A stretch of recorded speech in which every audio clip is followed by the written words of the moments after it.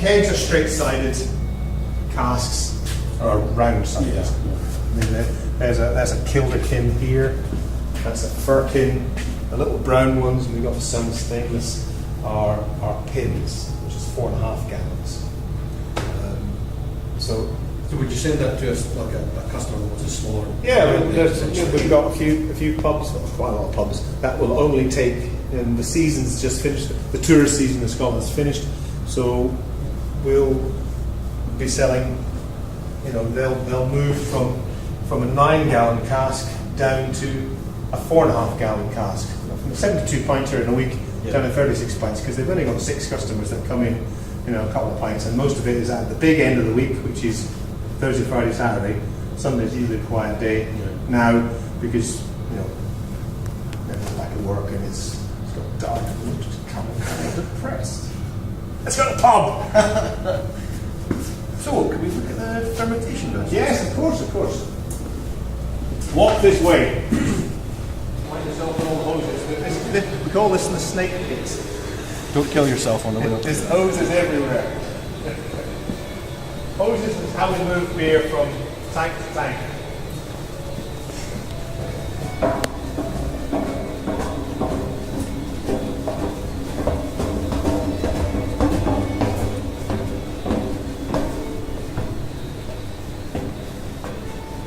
Well done, mate.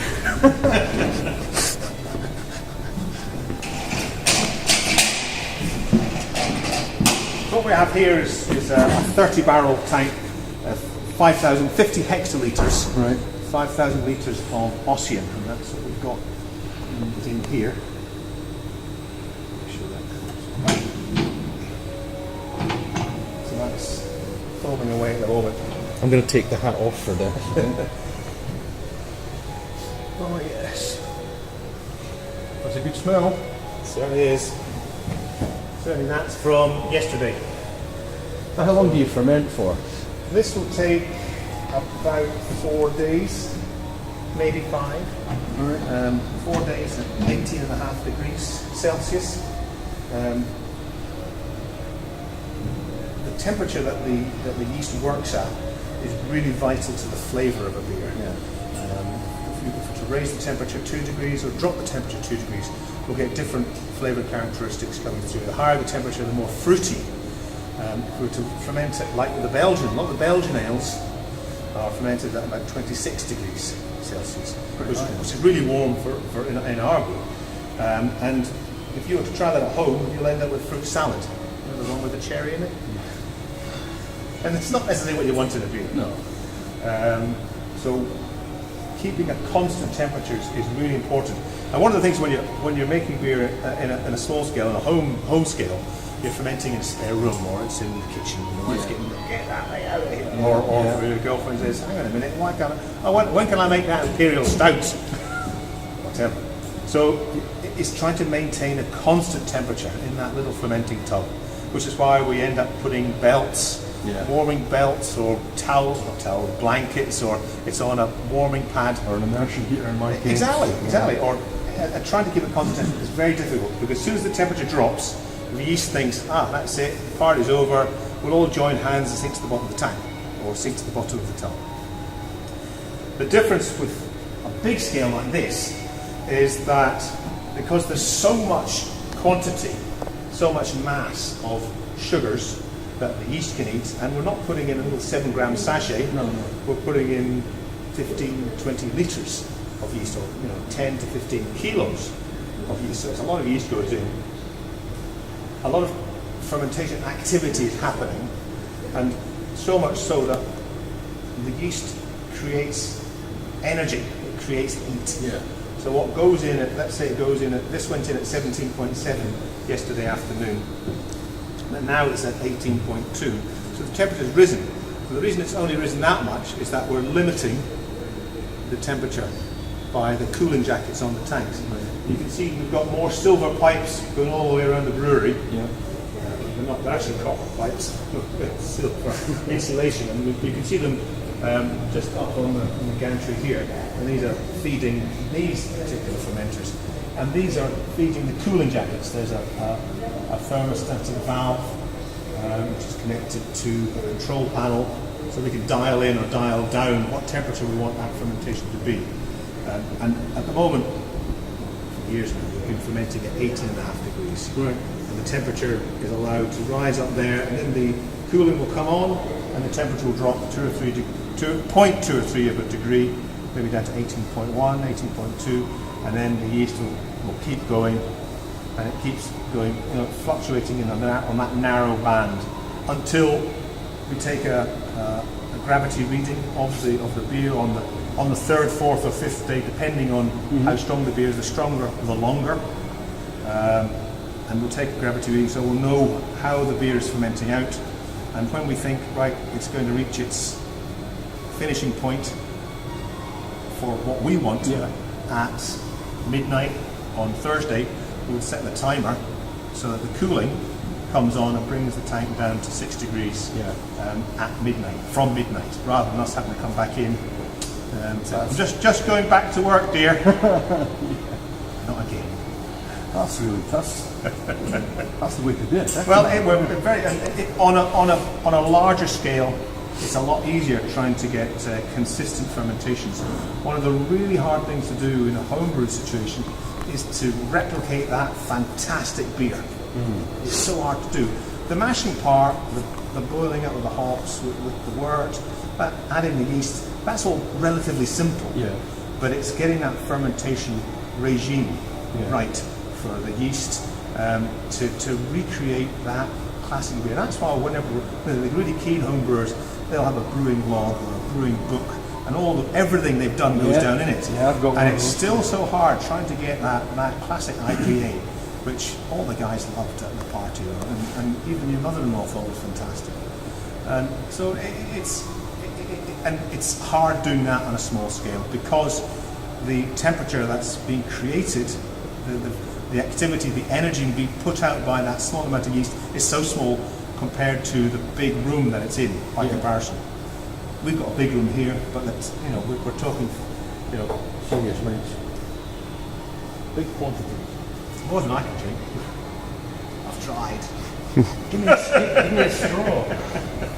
So what we've got in all these tanks is beer that's had at the end of the fermentation, and these are all chilled down to 6 degrees, except for this one.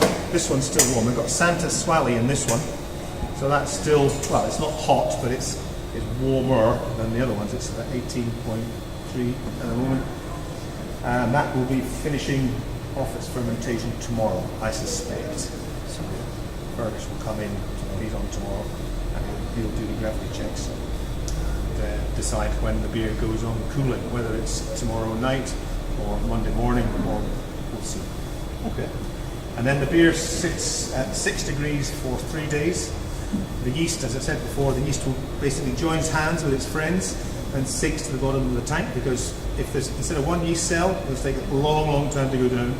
If there's 100 yeast cells or 10,000 yeast cells, they'll drop a lot quicker, like the cannonball, hitting the bottom of the ocean a lot faster. So basically 90% of the yeast will drop to the bottom of the tank, and our fermenters are conical in shape at the bottom. They're conical. Of course. So the yeast tends to fall into the cone, and then what we do is we'll draw off some of the yeast, and on these tanks there's a valve about 2 feet above the bottom, so we can draw the rough beer, we'll call it, off without having to take all the yeast out of the bottom of the tank. And we can send that off to that side of the room, which is the maturation side. That's Conditioning. yeah, basically the black jackal tanks are the conditioning tanks, and they'll sit in there for 4 to 5 days to a week. As usual, the stronger the longer. Yeah. And then all we'll do for cask scale is we'll just connect up a big long hose, have 120 casks sterilised, ready to go, and we'll have our big Briggs racking cock. What? Yes! Briggs racking cock. He's been down to say that. It's official, kids. And we'll fill 120 casks in about 2 hours. It's a 3-person job, one bringing the casks to, one doing the filling, and one person taking the casks away, putting them on pallets. So the seal, how is this sealed with a bung then? Is it, and a hammer or? Basically, very, very, very simple. That type of process for cask ale hasn't really changed. You can have mechanical fillers, but basically someone's got to do that with the mallet. Bang that shive in, and it's a great way of dealing with all that stress and aggression.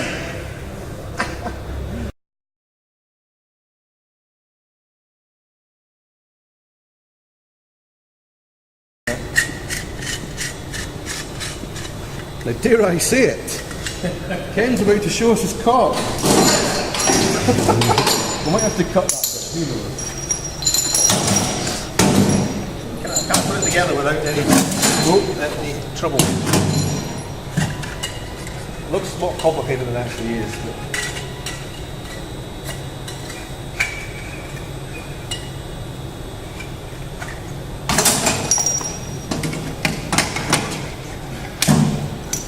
This might take an hour.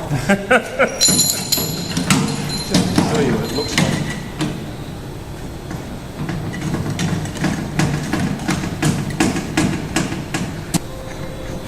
These are different lengths according to what type of barrels. If we're filling barrels, which is a 36-gallon container, it'll be a longer piece. These are for filling firkins or 9-gallon casks, which is mainly what we use.